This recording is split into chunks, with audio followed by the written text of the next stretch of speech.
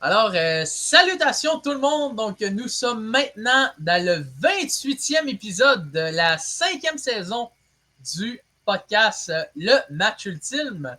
Donc, et oui, c'est sûr que là, après la semaine, on va atteindre à 30 épisodes. Donc, c'est vraiment incroyable. Donc, pour le 28e épisode, on passe maintenant à l'invité de l'épisode.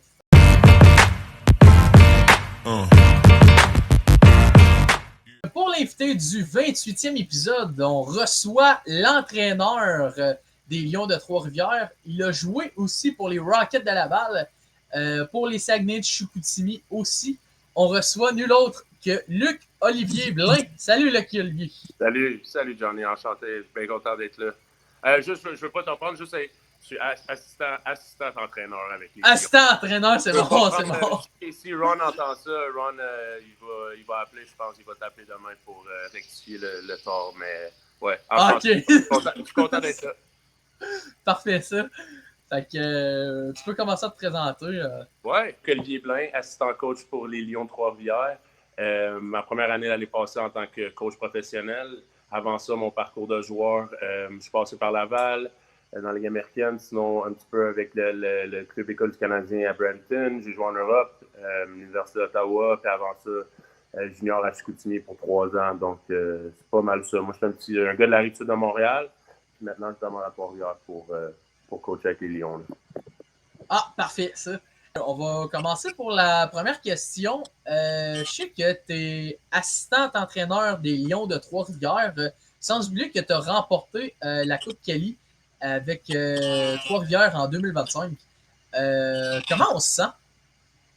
Ben, ouais, mais c'est dur à décrire parce que bon, j'ai joué quand même plusieurs années dans la Ligue professionnelle East Coast, Ligue américaine. Donc, je sais à quel point c'est dur le grind de 72 games, surtout dans la East Coast. Fait que le faire en tant qu'entraîneur, c'était ma première année, assistant coach, puis de pouvoir se rendre jusqu'au bout en tant que coach recrue. J'avais beaucoup de joueurs recrues aussi en défensive, donc ça a été, je te dirais, c'est un moment que je n'ai jamais oublié. Les liens qu'on a créés cette saison-ci étaient incroyables. Puis c'est du monde qu'on a forgé des relations à tout jamais, mais c'est un beau moment que je ne prends jamais pour acquis. Je ne sais pas si ça va revenir un jour, mais bon, cette année, on a beaucoup de pression pour revenir et défendre le titre. Mais non, ça a été. Je ne pouvais pas demander mieux comme première année de coaching.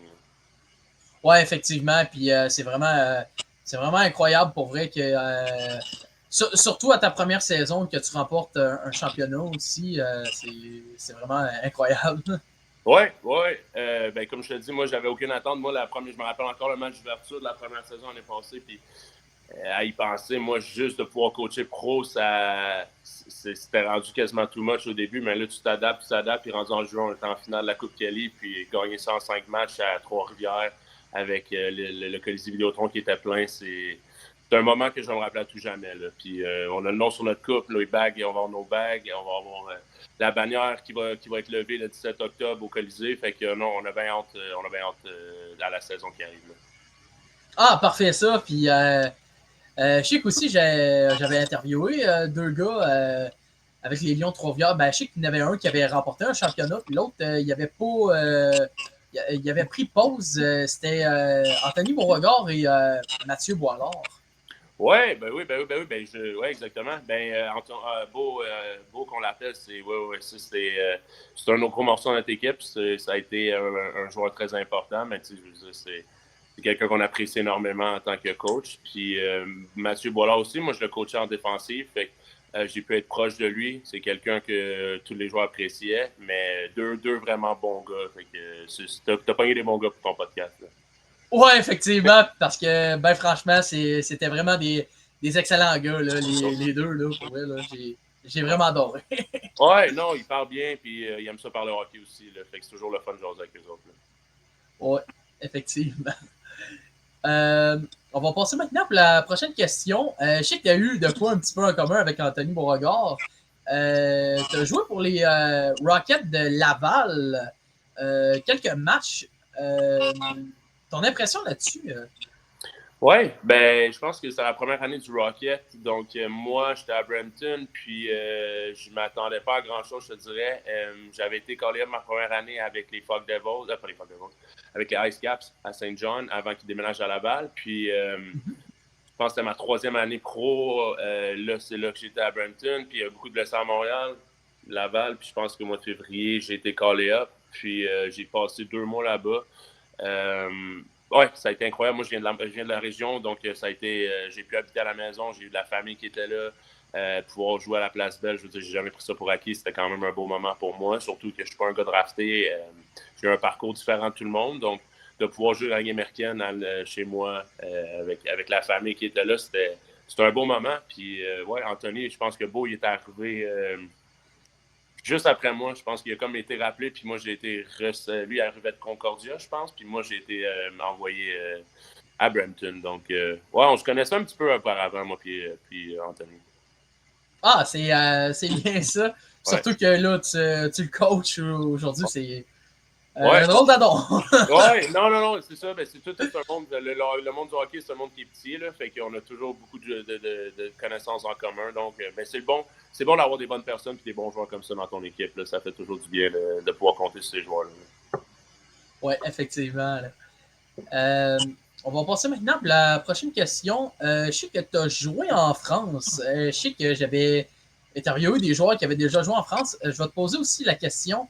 Est-ce que tu as trouvé que le hockey en France, c'est différent qu'au Québec? Ben, je veux dire, mettons qu'on compare à l'Amérique du Nord, oui. Ça dépend. C'est sûr que le niveau de la Ligue, si on compare un petit peu avec la Ligue américaine de l'East Coast, c'est peut-être pas là, mais c'est une expérience à vivre, c'est sûr. C'est d'habiter là-bas. Moi, j'ai joué en anglais sur le bord de la plage. L'aréna était construite sur la plage, donc je ne pouvais pas demander vraiment mieux pour jouer au hockey, mais je te dirais que c'est une plus grande glace, la majorité des glaces en France, une glace olympique, donc le jeu est un peu différent, plus axé sur la vitesse, le contrôle de la rondelle, stratégie d'équipe, plus que en Amérique du Nord, que c'est plus physique, un petit peu plus dump and chase, des choses comme ça. Donc, c'est sûr que le jeu est un peu différent là-bas. OK.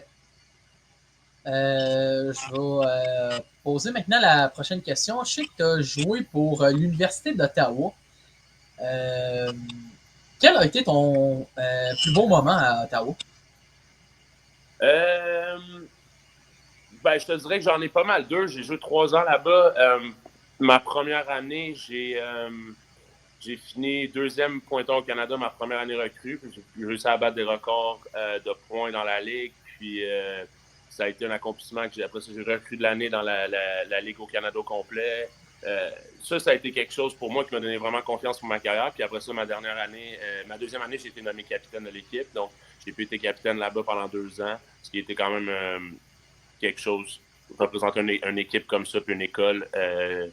C'est quelque chose que j'ai jamais pris pour acquis. Donc, je te dirais que c'est les deux plus beaux moments. Mais je tiens, ces 3 années-là ont été vraiment spéciales pour moi. Là. C'est vraiment une belle place à Ottawa, puis l'école là-bas, je vais rien à dire.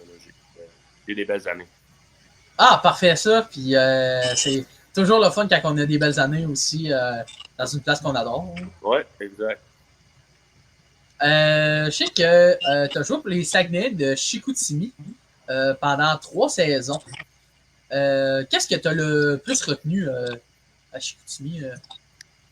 Je te dirais qu'il y a bien des côtes puis des pentes puis dans les rues. C'est pas mal dur à conduire manuel là-bas. Je te dirais que c'est pas mal la chose que j'apprenais à conduire manuel. Non, mais pour vrai, je crois que c'est l'accueil, la générosité des gens là-bas. Moi, ma madame, la pension avec qui j'habitais, Hélène, c'est quelqu'un qu'on a toujours resté en contact. Puis prendre soin de quelqu'un à l'âge qu'on a, 17, 18, 19 ans, c'est un petit peu dans les années les plus importantes de notre vie. Donc, je te dirais à quel point les gens sont chaleureux et qui aiment le hockey là-bas. Puis l'atmosphère qu'il y avait au Centre-Georges là-bas quand on jouait. C'est 3 belles années aussi. J'étais un petit peu plus jeune à ce temps-là, mais je veux dire, Chicoutimi, c'est une des plus belles places à jouer au junior au Canada, ça c'est sûr. OK. Est-ce qu'il y a eu des joueurs qui ont fait la Ligue nationale avec qui tu as déjà joué avec les Saguenayens? Oui, David Desharnais, c'était mon capitaine. Ma première année quand je suis arrivé. Après ça, c'est une bonne question. On a eu Nicolas Deschamps, a joué une coupe de game. Mais sinon, non, je te dirais, on avait pas mal David Desharnais. Je te dirais qu'il a fait. Mais tu le sais, il a joué pour le Canadien quand même une couple d'années, mais lui, ça a été mon capitaine la première année. Sinon, Nicolas Blanchard, ça a été des joueurs qui ont été pas loin, mais Francis Paris a joué en KHL longtemps. C'est des bons joueurs, Jacob Lagacé, des joueurs qui jouent encore des belles carrières, mais non, pas vraiment dans mes années juniors, non. Ah, OK. Avec le Rocket. Avec le Rocket, même là, je te dirais, c'était pas dans les grosses années du Canadien. Fait que Zach Gallet, j'habitais avec Zach un peu, même dans East Coast. Sinon, qui aurait joué Charlie Lindgren. Charlie Lindgren était Ouais. Fait qu'il y avait Charlie qui a joué, il a encore une très belle carrière aussi. Fait que sinon, non, c'est. Les autres joueurs, on avait Noel Jolson, Brett Lernell, c'est tous des gars qui ont quand même eu des carrières, mais que non, ça n'a pas mené à des carrières Ligue nationale. Adam Cracknell, Chris Terry, c'est tous des gars qui ont joué Ligue nationale, mais je te dirais c'est pas mal Charlie, là, Lindgren, qui a une très belle carrière encore. Là. Ouais, surtout que pour là, c'est un excellent backup pour les Capitals de Washington, surtout que quand il s'est rendu à Washington, ça a comme disons un petit peu plus relancé sa carrière. Ouais, un peu, mais là, l'année passée, encore une excellente saison. Puis même, je te dirais, backup, il est pas mal numéro un. C'est tough à dire là-bas. Ouais, c'est vrai, c'est vrai. Tellement bien, puis les Caps ont vraiment été bons l'année passée. Fait que non, c'est une bonne personne en plus, mais un très bon gardien. Là. Ah, c'est bien ça. Comment était ta relation avec David Desharnais? Euh, je l'ai revu cette année, David. Je te dirais, dans le temps, moi, il avait 20 ans. Moi, j'avais 17 ans. Donc,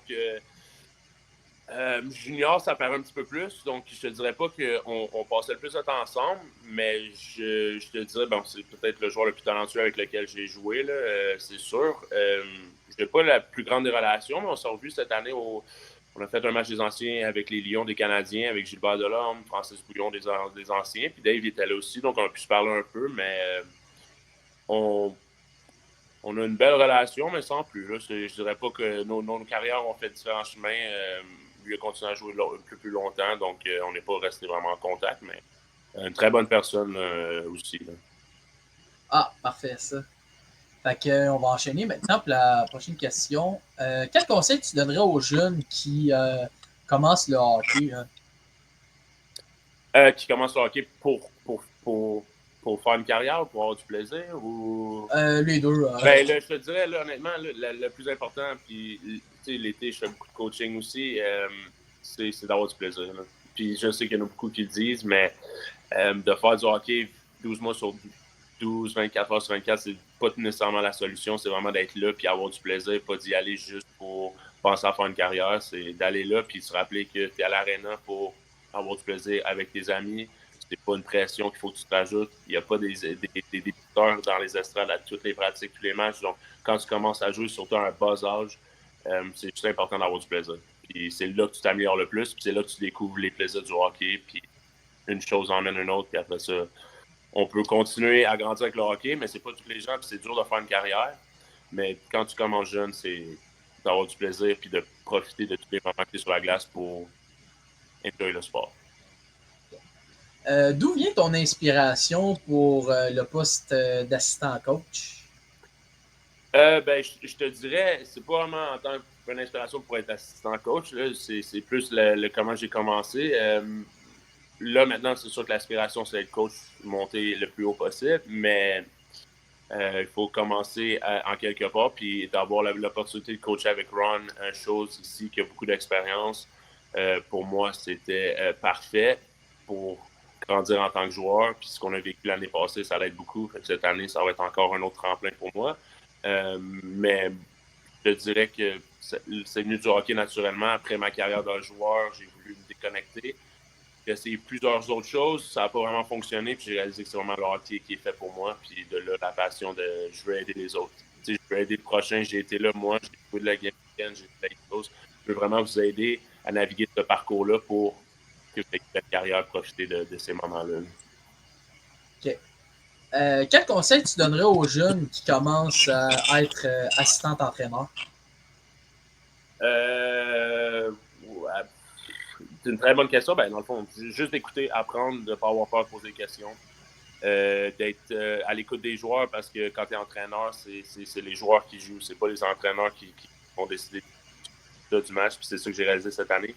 Je peux encadrer les joueurs puis les sentir le plus confortable possible. Parce que c'est là que les joueurs, quand ils peuvent être eux-mêmes, c'est qu'ils vont jouer leur meilleur hockey. Donc d'être juste une présence naturelle pour eux, de les faire sentir confortables à chaque fois qu'ils sont à la Okay. Quel joueur LNH tu te comparais lorsque tu étais joueur? J'aimais bien Vincent Lecavalier, Joe Thornton. C'était comme des joueurs auxquels un grand joueur de centre gaucher que je me reconnaissais un petit peu. Les skills pas aussi haut que ça, là, mais j'espérais un jour être aussi bon que ça. Là. OK. Si un jour tu apprends que tu reçois une offre pour entraîneur-chef, est-ce que tu accepterais l'offre? Euh, je veux dire, c'est sûr que j'ai eu quelques pour parler, mais je te dirais que dans où ce que je suis en ce moment professionnel, il y aurait des opportunités autres dans des ligues peut-être juniors ou midget, des choses comme ça, en chef aussi. Puis ailleurs maintenant dans la East Coast, mais moi, je te dirais que je suis ici dans la Ligue professionnelle. Je veux rester professionnel pour l'instant. Puis après ça, voir qu'est-ce qui va arriver parce que j'aime beaucoup la dynamique avec les joueurs un petit peu plus âgés, qui ont des familles, qui ont du vécu, qui savent qu'est-ce qu'ils veulent. Puis j'ai vraiment, c'est ce que j'apprécie un peu plus par rapport peut-être aux autres niveaux. Mais je te dirais que c'est sûr que j'aimerais ça avoir un appel ailleurs pour en tant qu'entraîneur-chef, mais ça va dépendre du moment et de l'opportunité si ça va se placer au bon endroit pour moi dans ma carrière. Je ne veux pas faire aller entraîneur-chef trop tôt. Surtout que je n'ai pas tant d'expérience professionnelle en tant que coaching. Donc, un coup, je vais me sentir à l'aise, puis l'opportunité va être là. C'est sûr que ça va être quelque chose qui, pour moi, qui va passer au prochain niveau. Là. Quels sont tes projets futurs pour le hockey? Pour le hockey, c'est d'en apprendre le plus possible du côté coaching, de m'entourer des gens qui vont m'aider à m'améliorer à chaque jour. Mais surtout, c'est de monter le plus haut possible, de regarder ce que je peux me rendre, de vraiment apprécier ce que je fais à tous les jours, comme je fais l'année passée et comme je fais cette année. Mais c'est de monter. J'aimerais ça aller dans les ligues les plus hautes possibles, puis avoir la capacité de me faire valoir à ma juste valeur. Donc, on va voir qu'est-ce qui peut s'offrir dans les années à venir. Mais c'est sûr que moi, comme un joueur, j'aimerais ça monter les échelons. Là. Donc, on va voir comment ça peut aller. Si tu avais quelque chose à changer, ça serait quoi? En tant que personne ou En tant qu'hockey, en tant que joueur de hockey? Ou coach aussi. Assistant coach, je veux dire. Je dirais qu'en tant que coach, je suis un coach, je te dirais, des fois, je me laisse emporter un petit peu. Je suis beaucoup émotionnel, donc j'aime ça, être exubérant.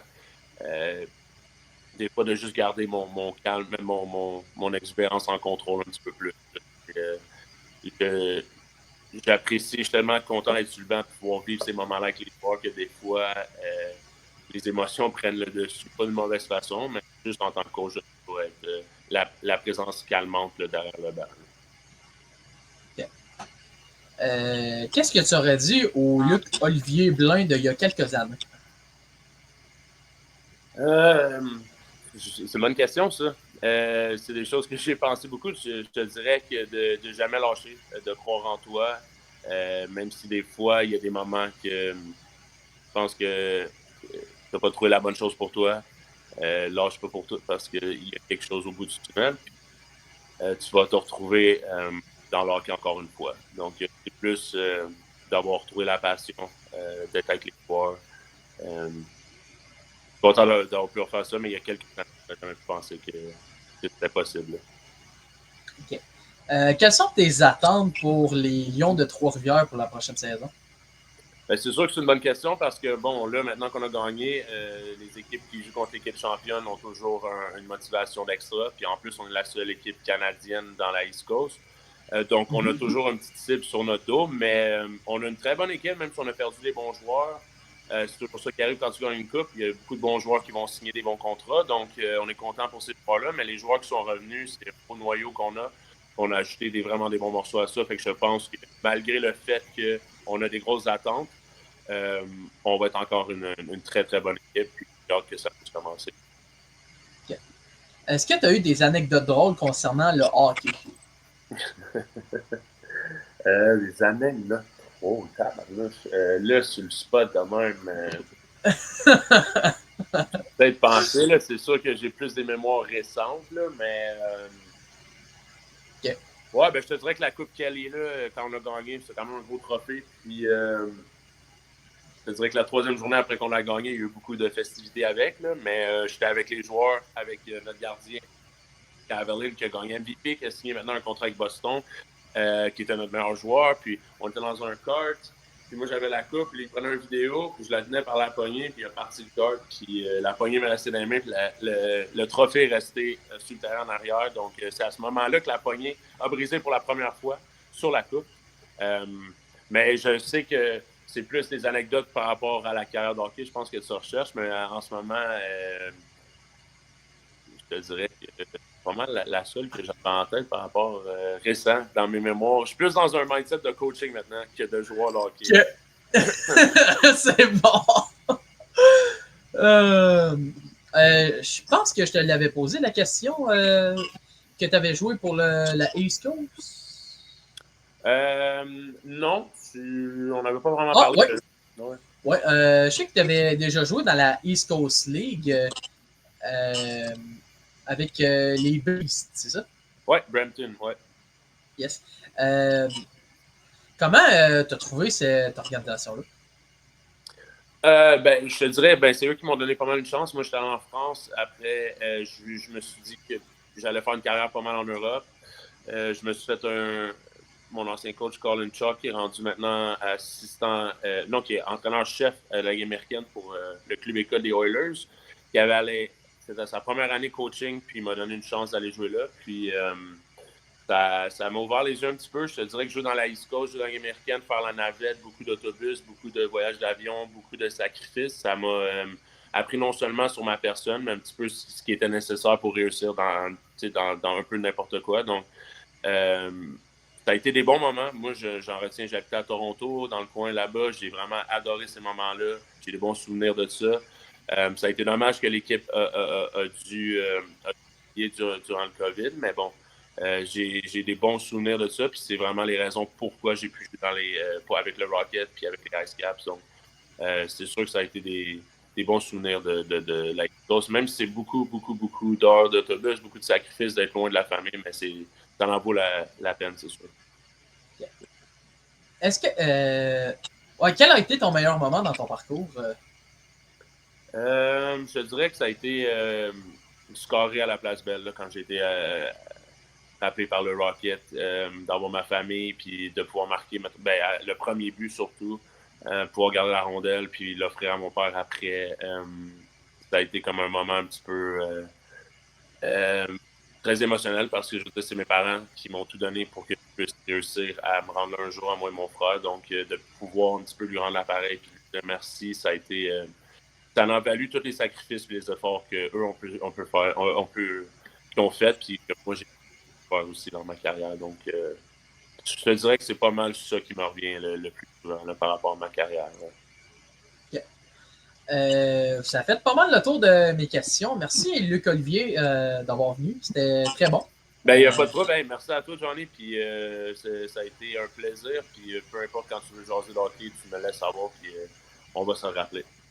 Parfait, ça. Fait que je te souhaite un back-to-back pour les Lions de Trois-Rivières. Ça serait vraiment bon pour vrai. Oui, il n'y a pas une équipe canadienne qui a pu faire ça. Fait qu'on va essayer de le refaire cette année. Puis tu vas être le premier à savoir. Je vais être sur ton podcast quand on va regagner au mois de juin.